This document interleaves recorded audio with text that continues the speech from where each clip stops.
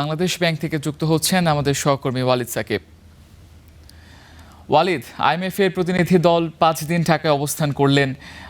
ঋণ বিষয়ে বিভিন্ন কথাবার্তা অবশ্যই হয়েছে এবং আইএমএফ এর শর্ত নিয়ে বাংলাদেশের পক্ষ থেকে কি ধরনের দর কষাকষি হয়েছে বা আদৌ হয়েছে কিনা এই বিষয়ে একটু বিস্তারিত জানাবেন আমাদের।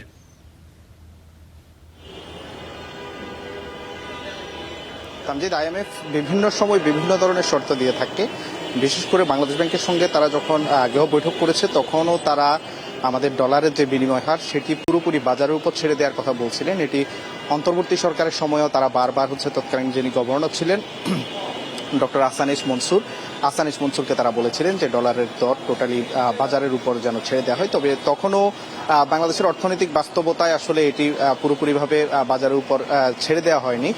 এখনও ঠিক একই ধরনের প্রস্তাবনায় আইএমএফ বলছে যে ডলারের অর্থাৎ বিনিময় হার যেটি রয়েছে এই বিনিময় হার বাজারের উপর ছেড়ে দেওয়ার কথা বলছে। তারা বলছে যে এটি যদি ছেড়ে দেওয়া হয় তাহলে এটি তাদের একটি শর্ত।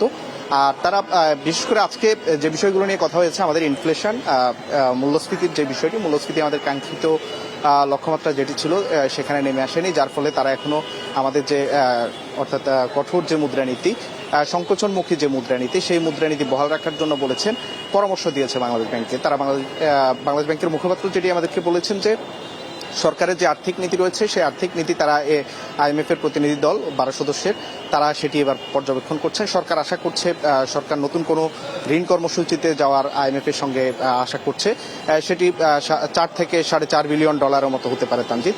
আর একটি বিষয় আসলে জানিয়ে রাখি, ব্যাংক খাতের সংস্কার নিয়ে কিন্তু বাংলাদেশ ব্যাংকের সঙ্গে আজকে যে বৈঠক হয়েছে সেখানে ব্যাংক খাতের সংস্কারের বিষয়টি উঠে এসেছে। এই সংস্কার চলমান রাখার জন্য আইএমএফ পরামর্শ দিয়েছে এবং পাশাপাশি যে আপনি জানেন যে আরো অনেকগুলো দুর্বল ব্যাংক রয়েছে যেগুলো মার্জ করেছে, একীভূত করেছে, তার বাইরেও কিছু দুর্বল ব্যাংক রয়েছে, সেগুলো নিয়েও ভাবতে বলেছে বাংলাদেশ ব্যাংকে, সেই পরামর্শ দিয়েছে। তো তামজিদ, আজকে আসলে এই ধরনের আলাপগুলোই শেষ দিন, আইএমএফ প্রতিনিধি দলের সফরের শেষ দিন এই কথাগুলোই বা এই আলোচনাগুলোই কেন্দ্রীয় ব্যাংকের সঙ্গে তারা করেছে। তামজিদ, ধন্যবাদ ওয়ালিদ।